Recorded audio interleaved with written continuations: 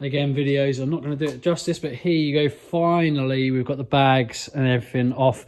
Obviously, there's just looms and crap everywhere. But yeah, you can get the gist of it, guys. Really, really pleased. It's not perfect, but it's damn good.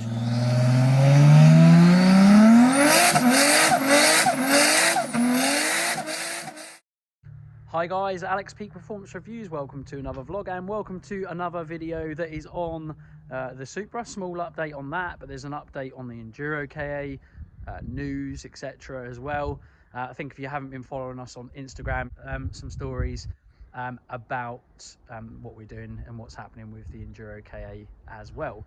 I'll fill you in on that in a moment. But today's job's basically on this.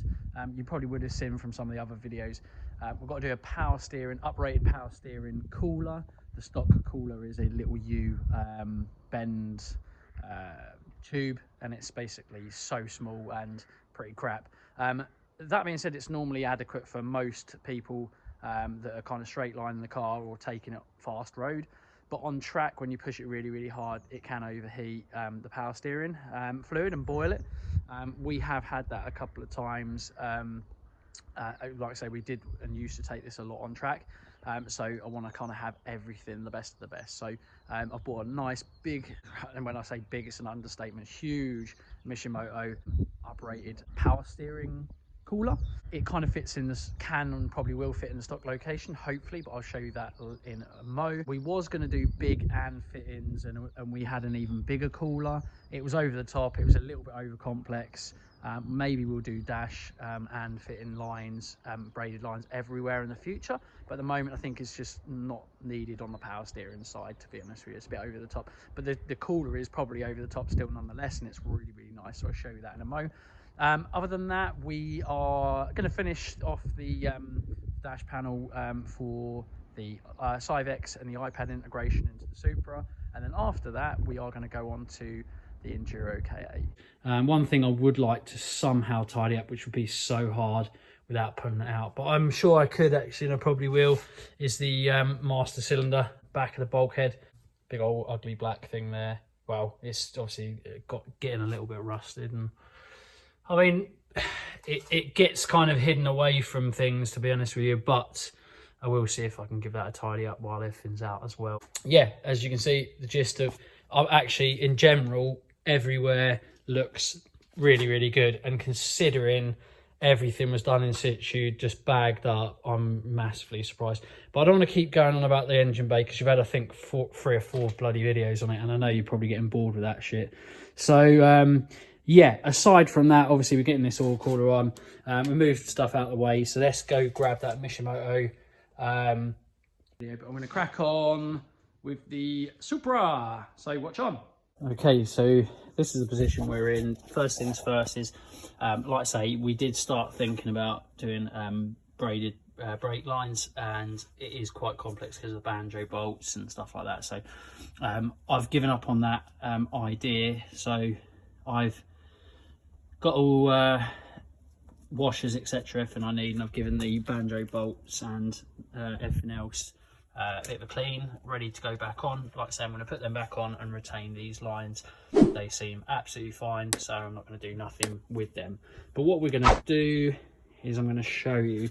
Here is the stock cooler, and it just goes in here. Obviously we're going to have to take these off, and it's going to go, basically these, we're either going to look to extend them maybe, but the cooler's so big that it may not even, we may struggle to fit it in there.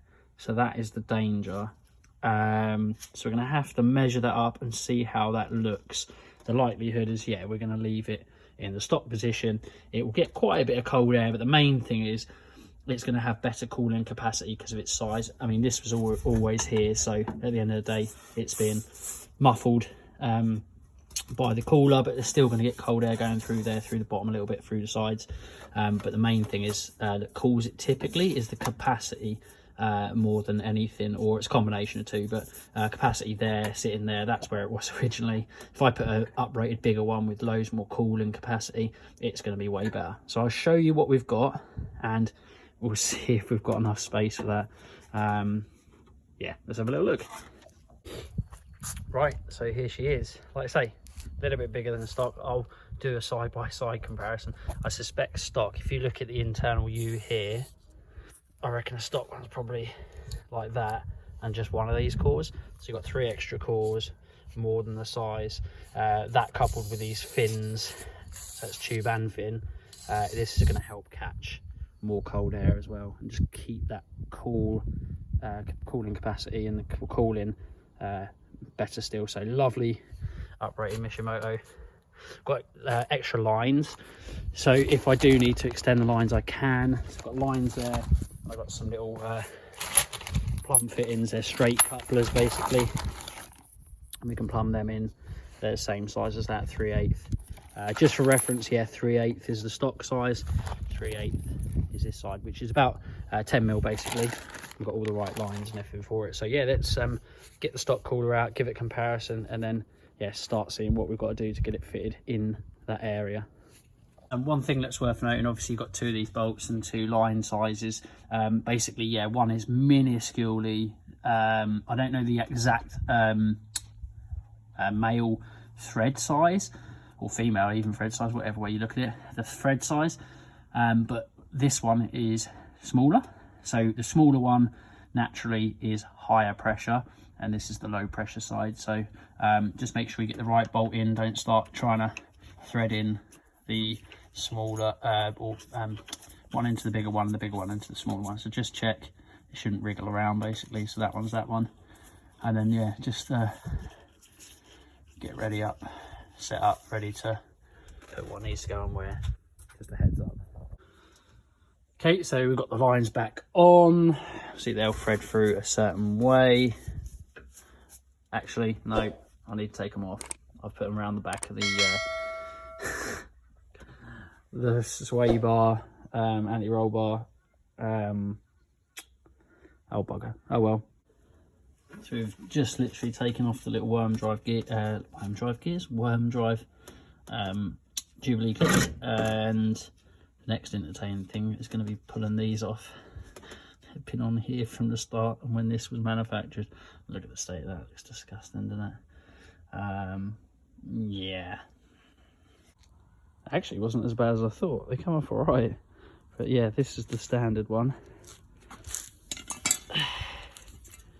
There you go. That's the uprated one. Bit different. It's very light. Let's have a look. Mind you, that isn't that heavy, but yeah, a bit of extra weight. Nothing much. But yeah, let's get it on. Let's find out how we do it. We're gonna have to extend. Definitely, I think definitely gonna need to extend these. But to be fair, I think it's for the best, because actually where these go in, they're a little bit crusty and old and brittle. I'd like to kind of change part of these lines anyway. So yeah, this is so light that it's not going to need anything industrial. But what I love about these Mishimoto coolers is they have loads of little holes. So yeah, not many places you can't. I mean, you can cable tie this on because it's so light, but I don't want to do that because in time that's going to bounce around a little bit, vibrate, and probably cut it. So you don't want it flying around and going underneath your wheels or something like that. So we definitely don't need anything much. So I've got a couple of these nuts and bolts, and yeah, I don't think we'll even need to drill. We may be able to use the existing brackets. I might drill through it just to do a lower hole, but I'm making more of a job for myself. But I'm just gonna have a look and I'll let you know what I've decided. So of those 2 kind of stock brackets, or brackets that are all on there that we've welded on, only one of them will need to be retained as such or used for bolting. That being said, this middle one will give it a bit of strength where it is, and it's not going to affect the cooling, so we'll leave it there as a kind of a guide and a bit of a support. And then the other side, we've got to work out where and how we attach it. I suspect the other side, we'll see if we can do some kind of bolt and bracket. If not, I may just cable tie that one side, but it's going to be really, really nicely looked after this side, which would be good. But I'll let you know and I'll show you what I end up doing. So this is basically what I've ended up doing. So I've put, I've used one of the original mounts on the right hand side, or technically left hand side, but whatever way you want to look at it. And I've basically put a little nut and bolt through there on the original, like I say, on the original bracket, so it's really nice and stable in there. It uses this little bracket just to keep it stable as well. And then this side, there isn't really a bracket that you can kind of use, so unless I make a bracket, which in my opinion actually for that will be over the top, because that bolt's going to keep that. I've Loctited it as well, and then I've got a couple of cable ties, one down the bottom, one at the top, to keep this stable, and it's not going to go anywhere. Super stiff this side, a little bit of play but nothing much because obviously cable tie, but it's really nice, and it fits in there nicely. I mean, it's massive. Obviously the main, like I said, the main reason reason this is going to give you really good cooling is because of the coolant capacity, so the volume of new power steering fluid that can go through here. So yeah, I'm going to retain the bottom line. I've looked at that, it looks really good. Obviously it's a quite decent line. It looks like it's probably been changed since the life of this car, whereas this one, the one that was on this side, was not nice at all actually. It was frayed and there's some cuts in it as well. I will show you actually. It's over here. I don't know where, yeah, there you go, look at this. That is not nice. So there's been some heat there.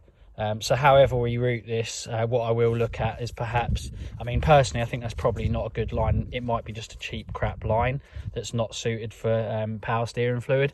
But I suspect that I wouldn't be surprised if it's a combination of that and there's just been a lot of heat around it. So whatever we do with this part, we're going to make sure it keeps out of heat. I'll probably get some anti-heat kind of coating and like a blanket type thing, and just wrap that if need be, if it is coming into contact. But I wouldn't be surprised if that's just, I don't know, just a crap quality line. But anyway, look at it, hideous. Thankfully Mishimoto put new lines in the kit. There's only one big enough, which is good. I just cut off a little part of it there, so I replicated the same size. This was just a little bit that runs near the intercooler, and obviously it will chafe and scratch otherwise if it doesn't have that, so we put that on there. Brand new nice line, obviously the right suitable line for it.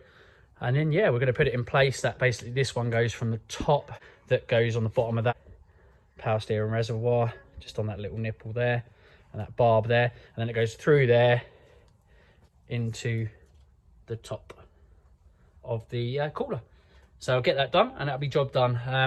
I have taken longer than I thought doing all this, so KA is going to need to wait, unfortunately. But anyway, let me crack on. Right, so that is it all done. That's it mounted up. The inlet outlet pipes are all plumbed in. Everything's back on the rack, to the reservoir, to the pump. There is some extra bits coming. I'm going to be, like, say, I did say it on another video, I've got a powerhouse racing line going to the bottom of the pump. That means I can then fit in this side as well. And that's it really, and that's done. So yeah, job done. Really happy. It's looking good. Don't worry, that does sit on the wonk, but that's only because the intercooler's not this side in. Its coupler has been taken off, because obviously a lot of things have been taken off, so it's just sitting there. That is basically, the cooler is dead straight, you can see where the cross member is, but the intercooler is not, just because, like I say, it's out of its coupling. But yeah, we're getting there. We're really getting a lot of nice good jobs done. Time to pack away, and job done. So yeah, like as I said, guys, really happy with that, all done on that last job. Not going to be doing the KA today, just actually took a little bit more work than I thought, but all's good. Getting there with the car. Engine parts, I think, will be on their way this week. I'll be going back to the engine builder, giving them the parts, and Mark's Extreme Engines, and he'll be then putting it all together, bringing it back to me, and then we'll be putting it in. So yeah, it's going well, slowly but surely, as they say. The delays have not helped, but anyway, it is what it is. Life goes on, come what may. But anyway, thanks so much for watching, guys. As always, like, share, comment and subscribe, and we'll see you again in the next one. Bye for now.